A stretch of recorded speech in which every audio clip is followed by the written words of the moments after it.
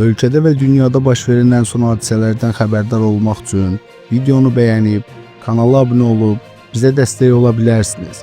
İndi isə keçək xəbərə. Politoloq Elxan Şahinoğlu'nun sözlərinə görə, Azərbaycanın kollektiv təhlükəsizlik müqaviləsi təşkilatına üzvlüyü məsələsi təxminən 8 il öncə gündəmə gətirilib və prosesin arxasında prezident administrasiyasının sabiq rəhbəri Ramiz Mehdiyev dayanıb. O hesab edir ki, bu mövzunun parlamentə çıxarılması sıradan təşəbbüs olmayıb. Mehdiyevin dəstəyi ilə seçilmiş deputatlar vasitəsilə Kremlin sifarişi ilə gündəmə gətirilib və nəbz yoxlaması xarakteri daşıyıb. Bəs Azərbaycanın həmin vaxt kollektiv təhlükəsizlik müqaviləsi təşkilatına üzvlüyü mümkün idimi? Bu, nələrə səbəb ola bilərdi? Səyyar TV xəbər verir ki, Qlobal Infoya danışan Elxan Şahinoğlu qeyd edib ki, Azərbaycanın kollektiv təhlükəsizlik müqaviləsi təşkilatına üzvlüyü onda da mümkün deyil, indi də mümkün deyil.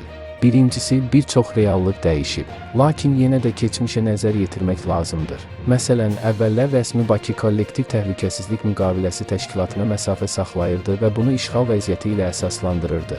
Yəni Bakı işğalçı dövlətlə işğala məruz qalan dövlətin eyni hərbi təşkilatda fəaliyyətini düz hesab etmirdi. Düzdür, bugün torpaqlarımız işğaldan azad edilib və Ermənistanla sülh sazişi danışıqları davam edir. Bununla belə Bakı çətin ki, kollektiv təhlükəsizlik müqaviləsi təşkilatına üzv olsun. Azərbaycanın kollektiv təhlükəsizlik müqaviləsi təşkilatına üzv olduqdan sonra həm NATO ilə əməkdaşlıqdan, həm də balanslaşdırılmış xarici siyasətdən imtina etmək məcburiyyətində qalacaqdı. Bunu bizdən Moskva tələb edəcəkdi, haqlı da olacaqdı.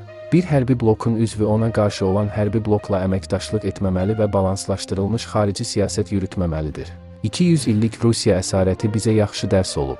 Yəni çətin ki, biz bir də bu səhvi edək. Rusiyanın tərəfdaşları ilə hansı siyasətə üstünlük verdiyini biz yaxşı bilirik. Sabiq Xarici İşlər Naziri, politoloq Tofiq Zülfüqarov deyib ki, Azərbaycan 90-cı illərdə kollektiv təhlükəsizlik müqaviləsi təşkilatına üzv olmuşdu.